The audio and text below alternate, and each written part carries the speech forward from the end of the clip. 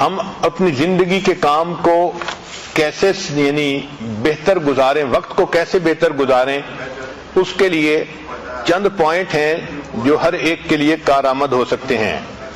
پہلی بات کہ اپنی نیند رات کے وقت میں پوری کر لیا کریں، پھر تہجد میں اٹھا کریں اور تہجد سے اپنے دن کی ابتدا کیا کریں۔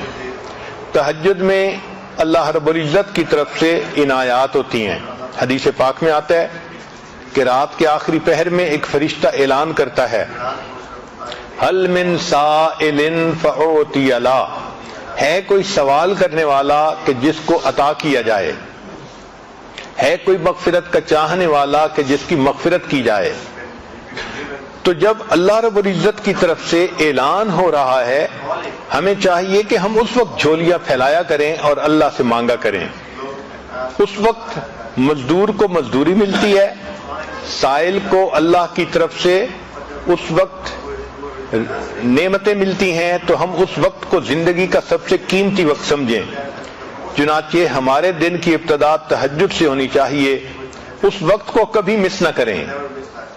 کوشش یہی ہو کہ ہر رات میں تہجد کی توفیق نصیب ہو جائے، جتنے بھی تھکے ہوئے ہوں تہجد میں اللہ کے سامنے جھولیاں پھیلا کر بیٹھیں تاکہ ہمیں اللہ کی طرف سے روزینہ نصیب ہو جائے۔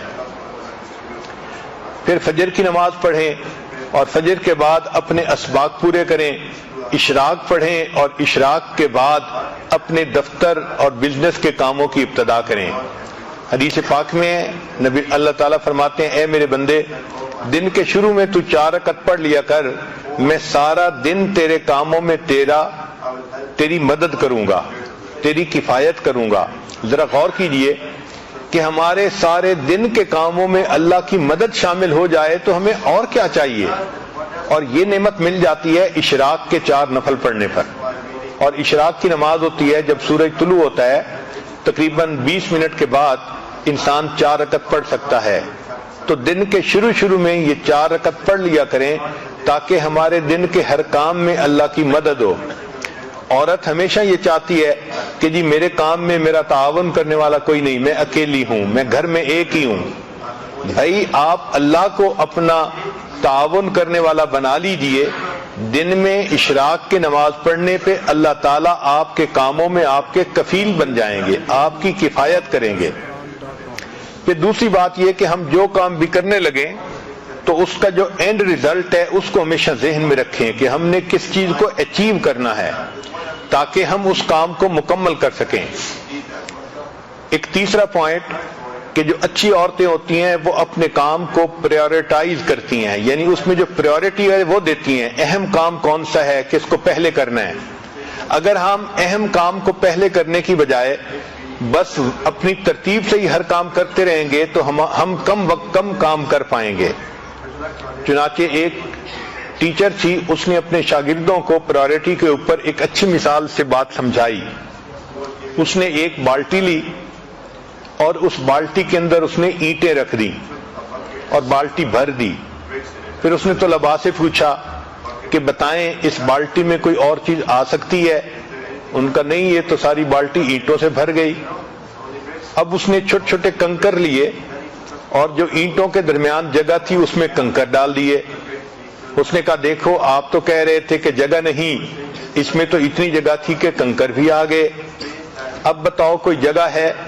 ان کا نہیں، اس میں تو اب کوئی بھی جگہ باقی نہیں۔ اس نے مٹی اور ریت اٹھائی اور ان کنکر کے درمیان جو چھوٹی چھوٹی جگہ تھی اس میں ریت ہی بھر دی اور کہا کہ دیکھو آپ تو کہتے تھے کہ کوئی جگہ نہیں، اس میں اتنی ساری ریت بھی آ گئی اسی بالٹی میں۔ پھر اس نے پوچھا بتاؤ اس میں اور جگہ ہے؟ تو طلباء نے کہا کہ نہیں، اب تو کوئی جگہ نہیں بچی۔ اس نے پانی کا جگ لیا اور اس بالٹی کے اندر ڈالا، چنانچہ اس پورا جگ اس پانی یعنی پورا پانی کا جگ بالٹی کے اندر آ گیا۔ اس نے کہا دیکھو ابھی اس میں اتنی جگہ باقی تھی۔ پھر اس نے کہا کہ اچھا بتاؤ کہ آپ نے کیا سیکھا؟ انہوں نے کہا کہ ہم نے یہ سیکھا کہ آپ اس میں جگہ بناتی ہی چلی گئیں۔ اس نے کہا نہیں، اس میں نے تمہیں یہ بات سکھانی تھی کہ پریورٹی اصل چیز ہوتی ہے۔ اگر میں اس بالٹی کو پانی سے پہلے بھر دیتی تو اس میں نہ اینٹیں آ سکتی تھیں، نہ ریت آ سکتی تھی، نہ کنکر آ سکتے تھے۔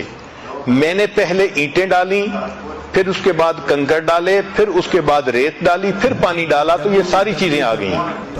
تو ہمارے وقت کی بھی یہی مثال ہے کہ اگر ہم پریورٹی کے بغیر کام کرنے لگیں گے تو کام نہیں کر سکیں گے، اور اگر پرائورٹائز کر لیں گے تو دیکھیں ایک کام کے اندر دوسرے کا وقت نکل آئے گا، دوسرے کے اندر تیسرے کا، اور ہم کئی سارے کاموں کو ایک وقت میں کر سکیں گے۔ آج ہماری زندگی کا ایک بڑا مسئلہ ہے کہ ہم وقتی کاموں کے پیچھے لگ کے اصلی کاموں کو بھول جاتے ہیں۔ اصلی کاموں کو کہتے ہیں امپورٹنٹ ورک، اور وقتی کاموں کو کہتے ہیں ارجنٹ ورک۔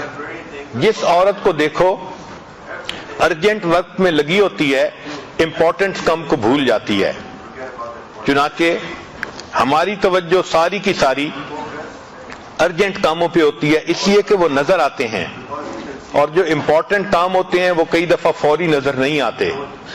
مثلا اپنے مقصد کو سامنے رکھنا یہ امپورٹنٹ کام ہے، اور وقتی ضرورت کے پورا کرنا یہ ارجنٹ کام ہے۔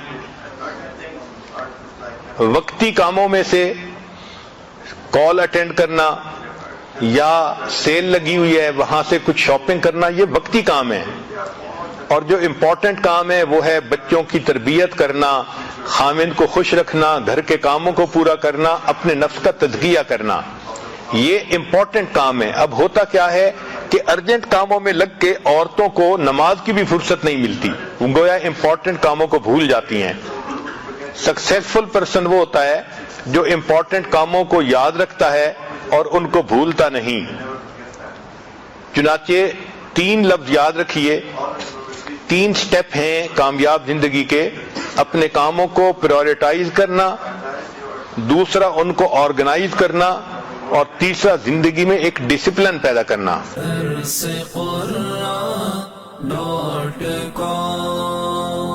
www.darsequran.com